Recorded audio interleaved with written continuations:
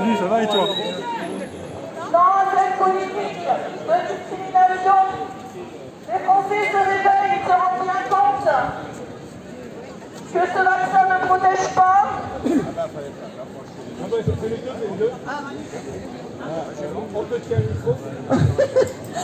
Ce vaccin ne protège pas, vous le voyez tous. Vous avez tous des gens doublement vaccinés, même triplement vaccinés autour de vous qui attrapent le Covid.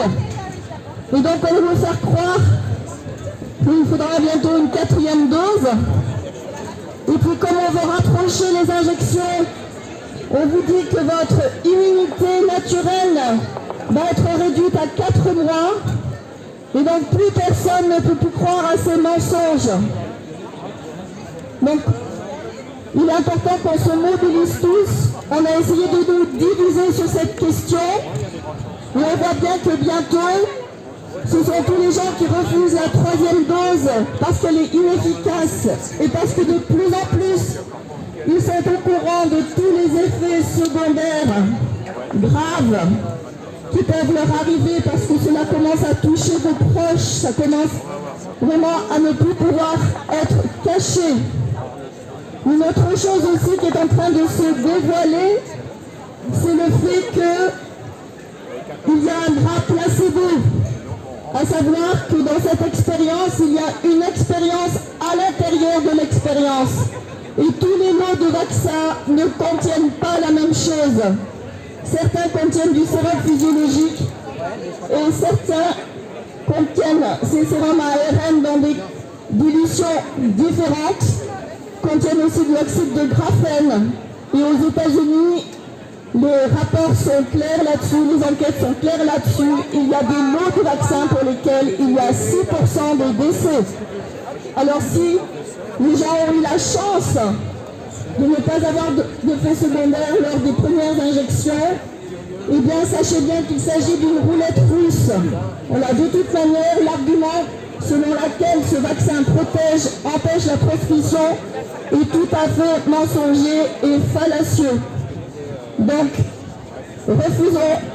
Vous voyez bien que pour nos enfants, ils l'ont étendu aux 5-11 ans qui ne risquent absolument rien de la maladie et qui craignent tout à se faire vacciner. Ils ne la transmettent pas. Et quand ils sont atteints, c'est vraiment des formes bénignes. Donc vraiment, quelle raison à l'acharnement de cette vaccination sur les enfants.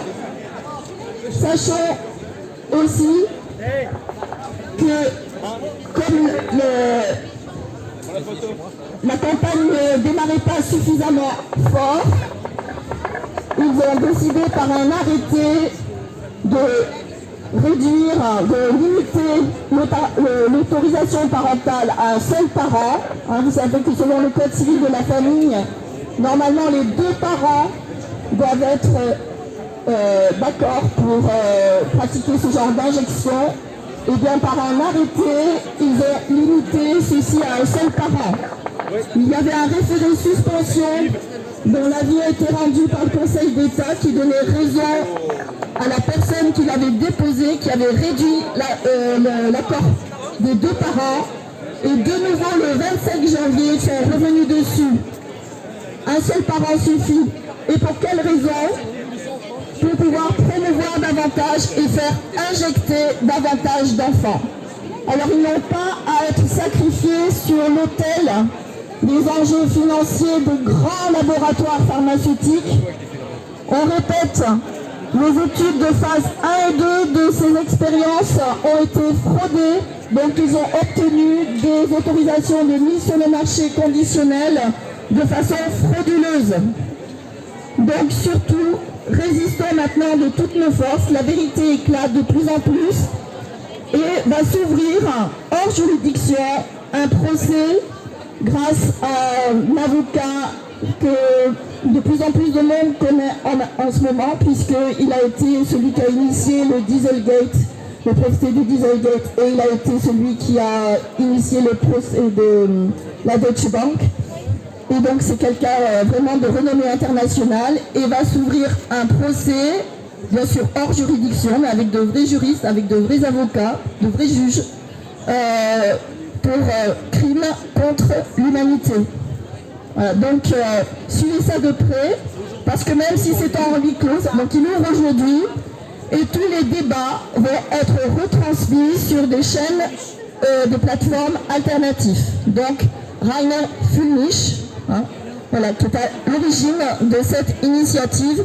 Et j'espère que comme le Doc Touton, comme le Doc Touton enfant, voilà, toutes ces informations qui vont circuler à travers ce procès vont pouvoir se répercuter, voilà, le plus largement possible pour que nous sortions de cet état qui est devenu un état de dictature sanitaire. Il n'y a pas d'autre mot pour le qualifier. Et à partir du moment où on sait les effets délétères qu'ont le vaccin sur la population, à partir du moment où on sait qu'on pourrait soigner cette maladie et qu'on ne le fait pas, on est dans une démarche criminelle. Donc voilà, soyons unis, continuons d'avancer, voilà, pour faire triompher la justice tous ensemble.